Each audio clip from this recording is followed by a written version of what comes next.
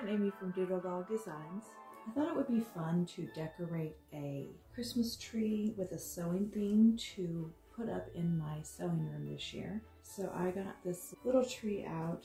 I actually haven't used it for several years, and I'm going to just use some various vintage things and other things that I find in my sewing room. I'm going to start by adding a garland. I have this old cloth ruler. It was an advertisement for an upholstered fabric and supplies company, and I'm going to use that for a garland. If you didn't have something like this, some rickrack would look cute, or you could make a button garland.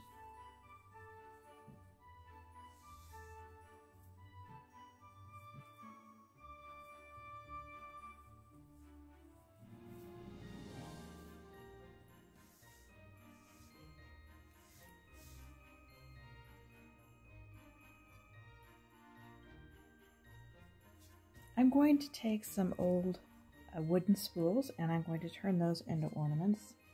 Some of them have thread left on them, and I'm just going to leave those as they are to add some color to the tree.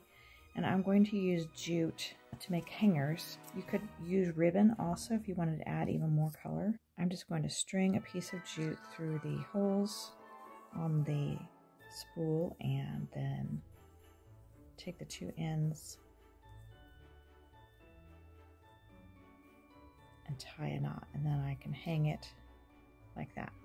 I'm going to do a variety of sizes of spools and then put the bigger spools at the bottom of the tree and the smaller spools at the top.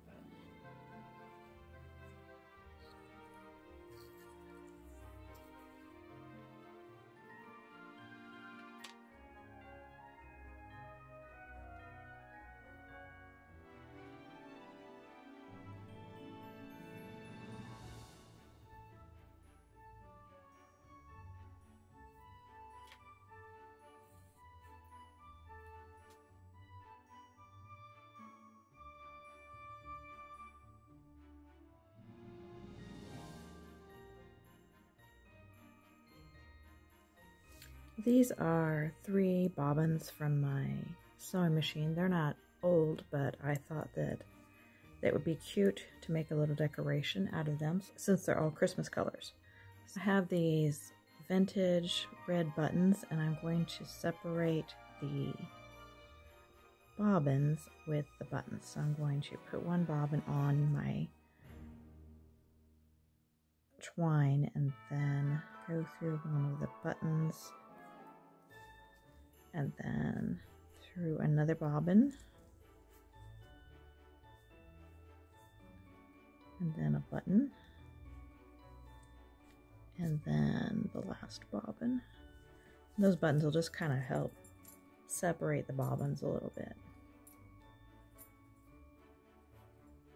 Just tie a knot in the two ends of the twine.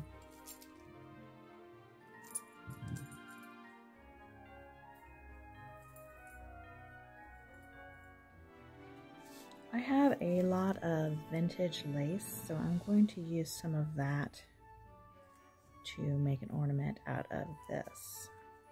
So my spool is 2 inches tall, and I've cut 16 inches of lace, and I'm going to fold it in half, and then a little bit down from the folded over side I'm going to tie a knot. That will serve as my hanger. And then I'm going to push the other ends through the hole in the spool.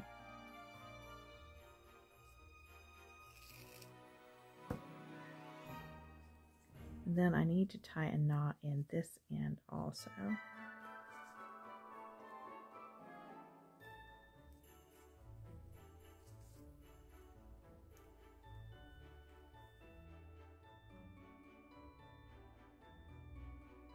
A long time ago, over 20 years ago, I went to an estate auction in the middle of the summer, and it was a very, very hot day. And the owner of the estate had collected buttons, and she had jars and jars and jars of buttons in all different colors. She had them separated out by color. And I ended up getting a jar of red buttons and a couple jars of cream buttons and a couple jars of black buttons. And I've been sorry ever since that I did not buy more buttons that day.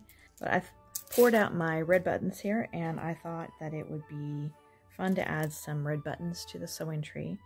So I'm just going to pick out a few that I think are big enough to be noticed and add some color. I've really like this one here, so I've cut some jute, and again I'm just going to tie it to make it into an ornament.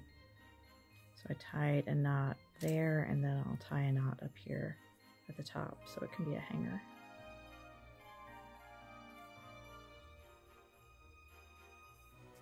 I'm going to use this one.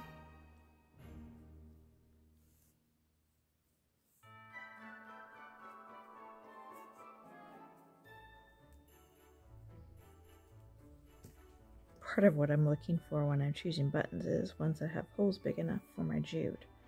I have several jars of buttons that I have accumulated over the years, and I've poured one of those out, and it has these, not entirely certain what they are, I think maybe belt buckles. I'm going to use those.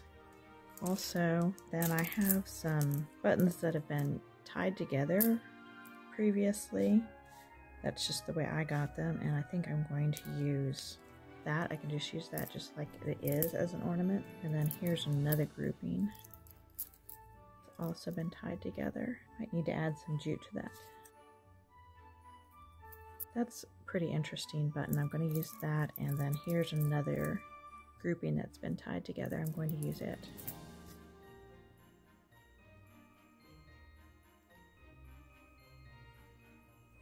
And I have these buttons that are, I've always thought they look like little spools of thread. I'm not sure what they're supposed to be.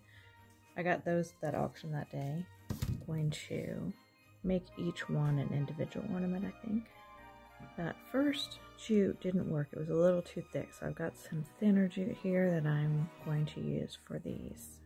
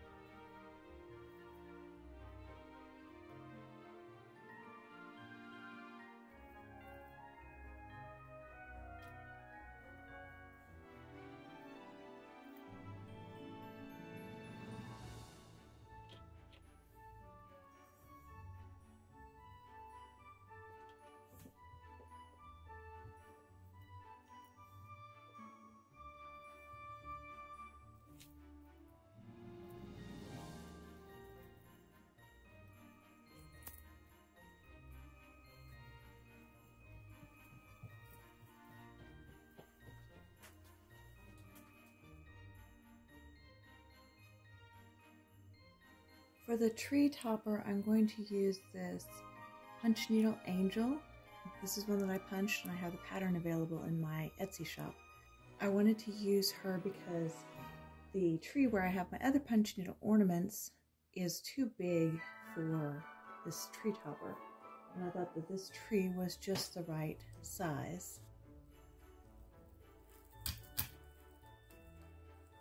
So a sewing tree would also look cute with a nice ribbon at the top.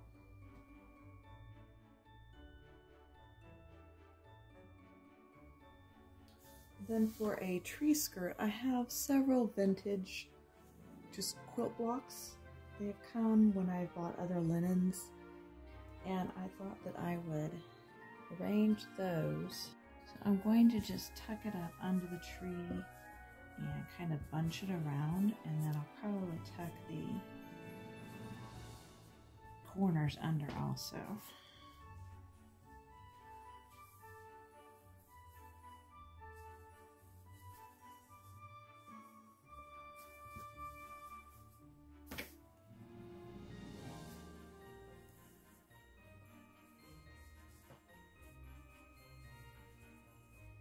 could use just some fabric here, or a real tree skirt, or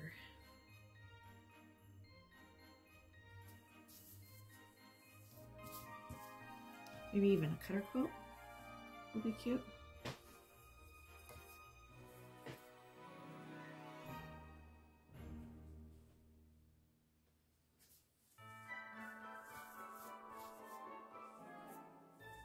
Depending on how big your tree is, you could also add some little small scissors, or maybe some rulers, or if you have some vintage pattern covers or vintage button pages or things like that, that would also be fun to add. Be sure to click the like button and subscribe below. I'll see you next time. Bye.